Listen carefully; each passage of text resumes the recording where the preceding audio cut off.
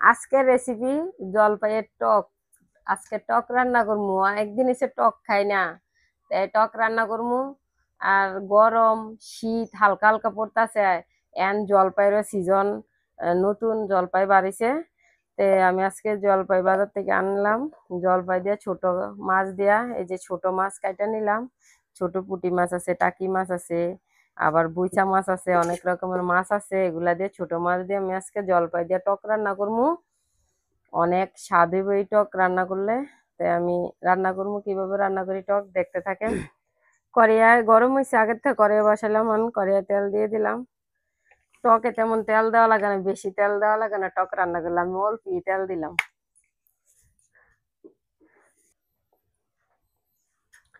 দুইটা শুকনো মরিচ, দুইটা তেজপাতা দিয়ে দিলাম।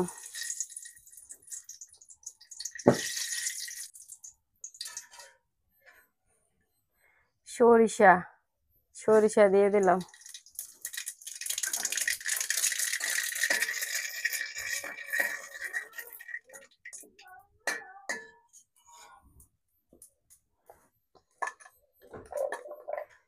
জলপাই দিয়ে দিলাম।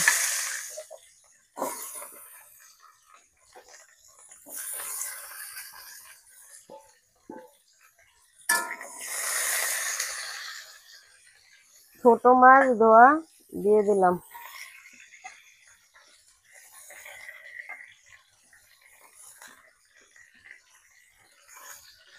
হলুদের গুঁড়া, মরিচের গুঁড়া, লবণ পরিমাণ মতন, রসুন, সবকিছু দিয়ে একটু হালকাভাবে লাড়া দিয়ে নেব।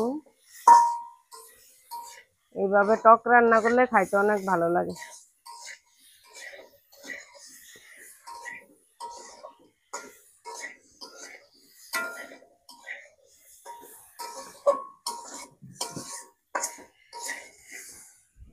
আর নতুন জলপাই বাড়িছে, জলপাইয়ের টক খাইতে স্বাদে।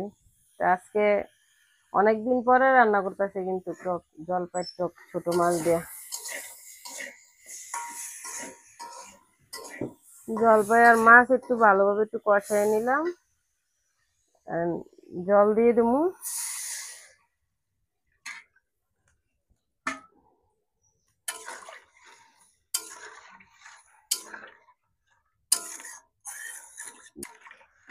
জল দিয়ে একটু ভালোভাবে নাড়িয়ে নিলাম। মাঝখান দিয়ে কাটা নিলাম কয়েকটা কাঁচামরিচ, এই যে অনেক সুন্দর কাঁচামরিচটি টকের মধ্যে দিয়ে দিলাম।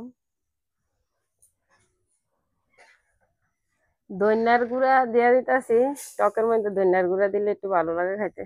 ধনিয়ার গুঁড়া দিয়ে দিলাম।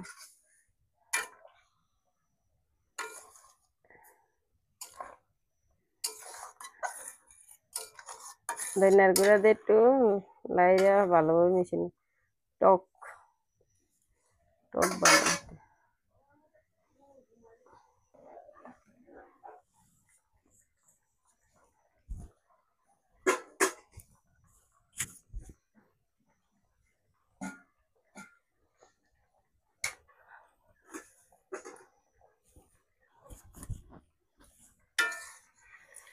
টক রান্না হয়ে গেছে।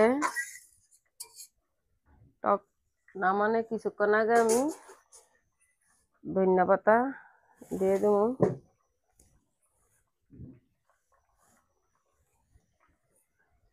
ধনিয়া পাতা দিয়ে একটু লাড়া দিয়ে নেব। আজকে ছোট মাছের টক, আজকের রেসিপি জলপাইয়ের রেসিপি, ছোট মাছের। আর এমন ছোটখাটো মাছ দিয়ে টক রান্না করলে ভালোই লাগে খাইতে।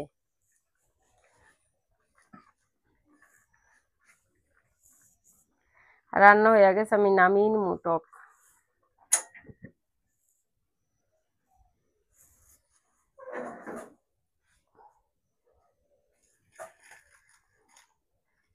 তার জন্য কম কম তরকারি রান্না করি, দেন ছোট একটা ডেগো ভাত রান্না বসাইছি।